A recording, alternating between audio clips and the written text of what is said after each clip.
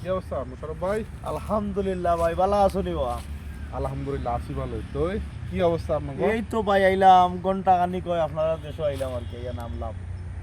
আচ্ছা, আমগো দেশে যে আমরা হানি কই পানি রে, এই কথাটা কি আপনার বুঝতে কষ্ট হয় না? না, আমরা এখানের মাঝে তো ফানি কয় আর আপনারা হানি কন।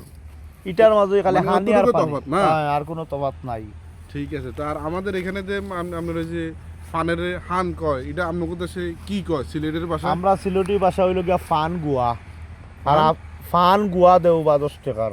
হ্যাঁ। আমরা ওলা কই 1 কিলো ফান দেও, তোরা সুবারি বাড়াইয়া দেও, তোরা জর্দা বাড়াইয়া দেও।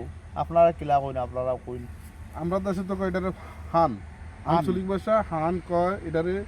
আর আমরা কুমিল্লার একবারে শেষ প্রান্তে, এই কারণে আমরা অনেকে ধরে আমরা নোয়াখালী, কিন্তু আঞ্চলিক ভাষা অনুসারে যাই আমরা এটা হান কই। কিন্তু এই ভাষাটারে লই সারা বাংলাদেশের বিভিন্ন জেলার মানুষ টল করে। কিন্তু দেখেন, আমরা কিন্তু বাঙালি, মানে দিন শেষে আমরা বাঙালি। আমরা মানুষ, আমাদের মতভেদ বা ভাষার বিভিন্ন দিক থাকতে পারে, কিন্তু আমরা দিন শেষে মানুষ, আমরা বাঙালি ভাই ভাই, ঠিক আছে? হ্যাঁ, কিন্তু আপনার ভাষার তফাৎ থাকতে পারে।